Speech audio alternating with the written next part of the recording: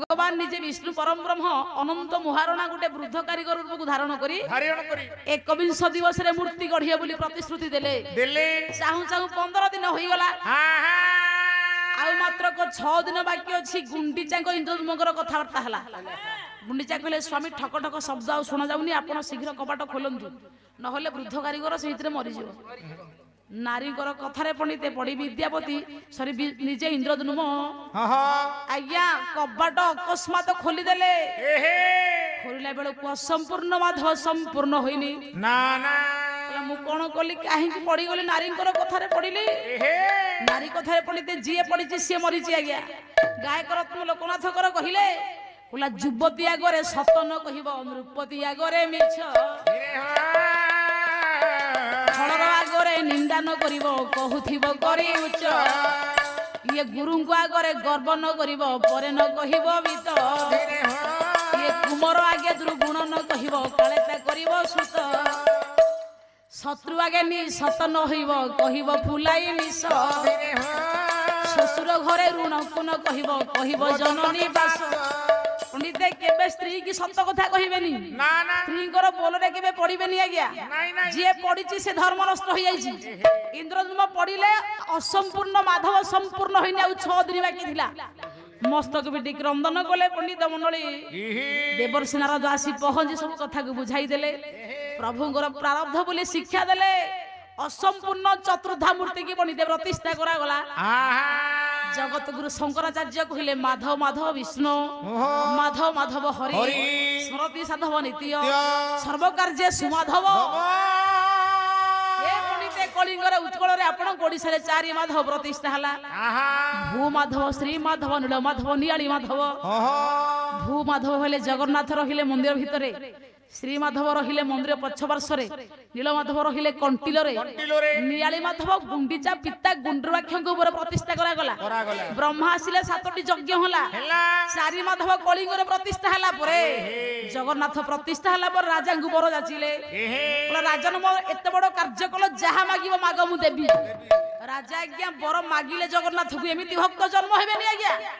देखंतु आज जदि भक्त माने दान दउछन नाम लेखा होची तळे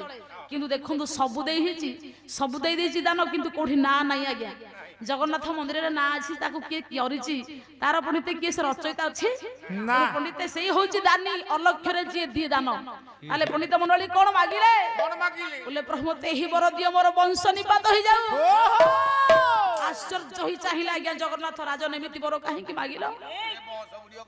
गोटी पिता माता पुओ झियो पई केते हमत संत होइना दुख सुख केते भोग करंदी तमे पुओ 18 संतान तुमर अछंती तुमे समस्त मरि जानतु बोली मागिला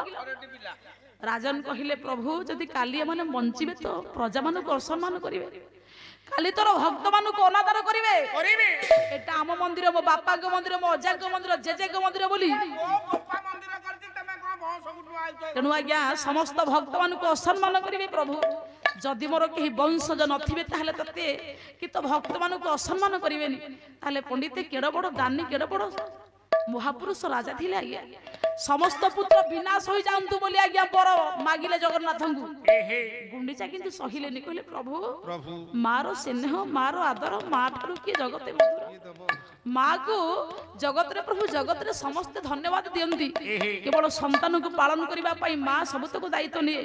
मु 18 संतान जन्म देछि समस्त मरि गेले मु केमिति बंचिबी प्रभु जगन्नाथ कहिले माँ जे पर्यंत सूर्य चंद्र थिबे मु कथा दउची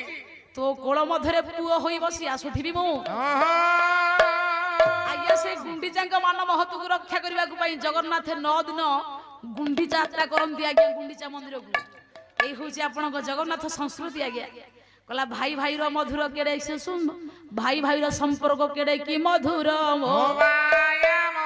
ये सत्य की मिछ की थरे ताहा श्री मंदिर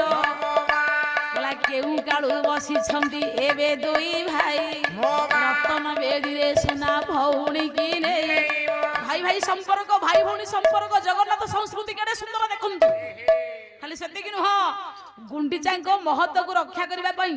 9 दिन गुंडीचा यात्रा करती जगन्नाथ से दिन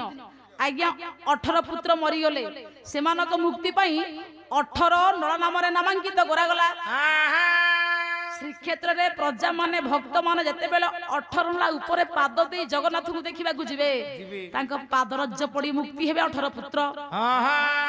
नामता 18 नळा हला गणिबा बेले पंडित 19 नळा हबो राजा इंद्रद्युम्न गुंडीचा गोटे नळा रहिले 18 संतान 18 नळा रहिले नाम 18 नळा हला पंडित गणिला बेले 19 नळा हबो जाए 82 चक आसे 42 चक मिसी आज्ञा 84 चक हबो जगन्नाथ जीवा आज्ञा श्रीक्षेत्र धामरू सीधा गुंडीचा मंदिर को मां को मान को रक्षा करबा पई सेई दिन गुंडीचा यात्रा घोष यात्रा रथ यात्रा पंडित हेला तापर पंडित मंडली आपण मानकर जगन्नाथ संस्कृति परिचर्या विश्व प्रसिद्ध होला आपणकर कोटी ओडियार मौनमणि कोटी कैबलनाथ होछन जगन्नाथ जहार संस्कृति महनीयता कहिले सरीबनी आज्ञा मु जेति कि जगन्नाथ को ऊपर कहिले बापा दोष थे क्षमा करेंगे अनंत अंतर्जामी तार नाम आदि अंत नहीं किए कह तार महत्व तार महमहिमा तार